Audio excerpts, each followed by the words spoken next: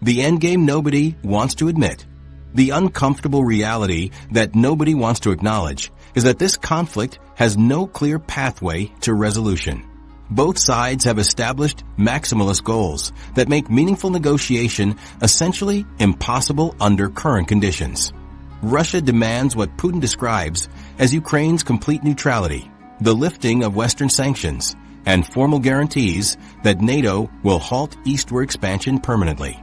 These conditions would require a written pledge from major Western powers to halt NATO's eastward expansion, which would involve formally ruling out membership for Ukraine, Georgia, Moldova, and other former Soviet republics.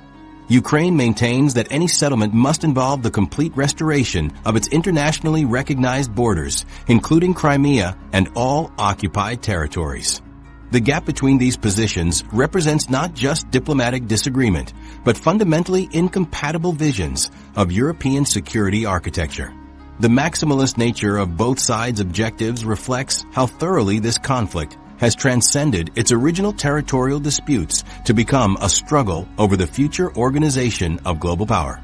Russian leadership views Ukrainian independence and Western support as existential threats to Russian statehood that cannot be accommodated through compromise. Ukrainian leadership correctly recognizes that accepting Russian demands would effectively end Ukrainian sovereignty and establish precedents that would encourage further Russian expansion. Western governments face domestic pressure to maintain support for Ukraine while managing economic costs and nuclear risks that create incentives for seeking negotiated settlements. Frozen conflict scenarios provide the most likely outcome for this war, potentially persisting for decades, similar to the division of Korea or the partition of Cyprus. These historical precedents demonstrate how military stalemates can become permanent political arrangements when neither side possesses sufficient capability to achieve decisive victory. The Korean peninsula remains divided after more than 70 years despite multiple diplomatic initiatives and changing international conditions. Cyprus continues to operate as separate political entities despite European Union membership and extensive international mediation efforts.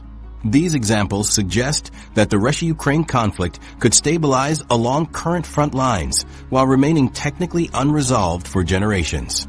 The development of extensive defensive fortifications across occupied territories indicates that both sides already anticipate prolonged stalemate rather than decisive military resolution. Russian forces have constructed elaborate trench systems and defensive positions designed for permanent occupation rather than temporary military control. Ukrainian forces have similarly established defensive lines and logistics networks capable of sustaining long-term operations. The military infrastructure being built by both sides reflects strategic planning for conflicts measured in decades rather than months or years. Western fatigue and political changes pose significant risks to sustained Ukrainian support that could fundamentally alter the conflict's trajectory. American political developments have already created uncertainty about future military aid levels, with U.S. Defense Secretary Pete Hegseth stating that the United States intends to reduce its budget for the purchase of weapons for Ukraine in 2026. European governments face domestic pressure to reduce military spending and redirect resources toward civilian priorities, including healthcare, education, and infrastructure maintenance. Public opinion polling across Western countries shows declining enthusiasm for open-ended military commitments to Ukraine as economic costs accumulate and immediate security threats to Western territories appear minimal. Generational trauma will influence both Russian and Ukrainian societies long after active fighting ends, creating psychological and cultural barriers to reconciliation that could persist for decades.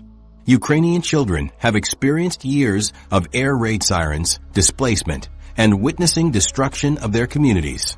Russian families have endured mobilization campaigns, economic hardship, and uncertainty about relatives serving in combat zones. The psychological damage affecting millions of people will require extensive therapeutic intervention and social support systems that neither country currently possesses adequate resources to provide.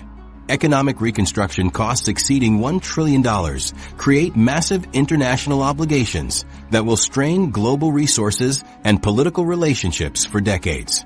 Ukraine's electricity generating capacity fell from 56 gigawatts to an estimated 9 gigawatts by the end of 2024, with approximately 64% of Ukraine's electricity generating capacity destroyed or occupied. The scale of infrastructure damage requires international reconstruction efforts comparable to the Marshall Plan that rebuilt Europe after World War II. The financial commitments necessary for reconstruction will create ongoing political debates in donor countries, while establishing long-term economic relationships between Ukraine and international partners. Demographic and territorial changes make returning to pre-2022 conditions impossible regardless of military outcomes.